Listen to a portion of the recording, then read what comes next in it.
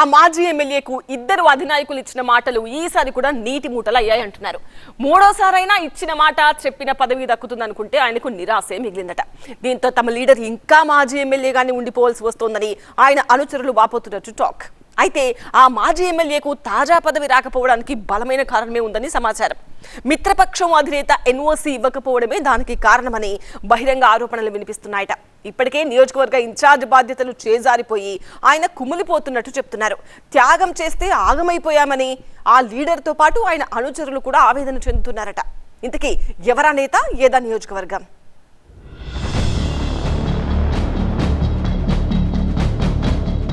జనసేన అధినేత deputy CM Pawan Kalyan నియోజకవర్గం పిఠాపురంలో టీడీపీకి చెందిన మాజీ ఎమ్మెల్యే వర్మకు మరోసారి మొండి చెయ్యి ఎదురైందంటున్నారు. ఎమ్మెల్సీ వస్తుందనుకుని గంపెడాసలు పెట్టుకున్న వర్మకు నిరాశ ఎదురైందంటున్నారు ఆయన అనుచరులు. Pawan Kalyan no objection certificate ఇవ్వనందుకే వర్మకు ఈసారి కూడా ఎమ్మెల్సీ ఛాన్స్ రాలేదని పిఠాపురం తమ్ముళ్లు బహిరంగంగానే ఆరోపిస్తున్నారట.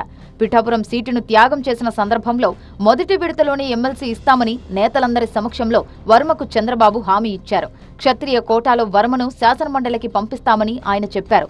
ఇక పిఠాపురంలో జరిగిన ఎన్నికల బహిరంగ సభలో చట్టసభల్లో వర్మ కూడా ఉంటారు. ఎమ్మెల్సీగా ఆయన శాసనమండలికి వెళతారు. దానికి తాను కూడా ఖచ్చితంగా సహకరిస్తానని వేలాది మంది జనం సమక్షంలో పవన్ కూడా హామీ ఇచ్చారు. కూటమి ప్రభుత్వం అధికారంలోకి వచ్చాక ఇప్పటి వరకు 3 సార్లు ఎమ్మెల్సీ ఖాళీలను భర్తీ చేశారు. పిఠాపురంలో పవన్ గెలుపు కోసం పనిచేసిన వేములపాటి అజయ్ కుమార్ ను టిట్కో చైర్మన్ గా నియమించారు. పిడుగు హరిప్రసాద్ కు ఎమ్మెల్సీ పదవి ఇచ్చారు. ఇక పవన్ సోదరుడు నాగబాబుకు ఎమ్మెల్సీతో పాటు కేబినెట్ హోదా ఉన్న హరిత కమిటీ చైర్మన్ పదవి కట్టబెట్టారు. అదే ఎన్నికల్లో పవన్ గెలుపు కోసం భార్యా బిడ్డలతో కలిసి తెగ ప్రచారం చేసిన వర్మకు ఇప్పటి వరకు ఎమ్మెల్సీ పదవి ఇవ్వకపోవడంపై ఆయన అనుచరులు ఆగ్రహం వ్యక్తం చేస్తున్నారట. ఎమ్మెల్సీ పదవి రాకపోగా ఉన్న నియోజకవర్గ ఇన్ఛార్జ్ పదవి కూడా తీసేశారని తమ్ముళ్లు మండిపడుతున్నట్టు సమాచారం.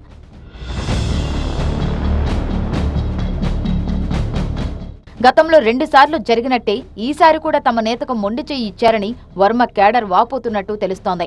పవన్ కళ్యాణ్ గ్రీన్ సిగ్నల్ ఇవ్వకపోవడంతోనే వర్మకు ఎమ్మెల్సీ పదవి రాలేదని తమ్ముళ్లు ఆరోపిస్తున్నారట. కొన్నాళ్ల క్రితం పిఠాపురం పాడా కార్యాలయంలో జరిగిన కార్యక్రమంలో ఆహ్వాన ఫ్లెక్సీలో చంద్రబాబు ఫోటో లేదంటూ వర్మ రచ్చ చేశారు.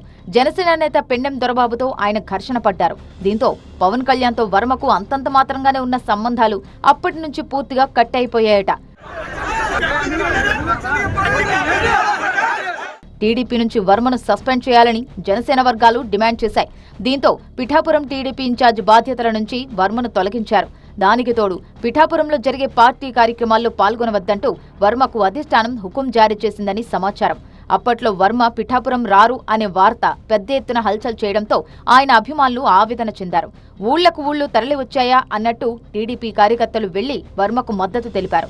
ఇక అప్పటి నుంచి పిఠాపురంలో టీడీపీ కార్యక్రమాల్లో పాల్గొనలేక ఆ నియోజకవర్గంతో అనుబంధం తెంచుకోలేక వర్మ తెగమథన పడిపోతున్నారని పొలిటికల్ సర్కిల్స్ లో టాక్.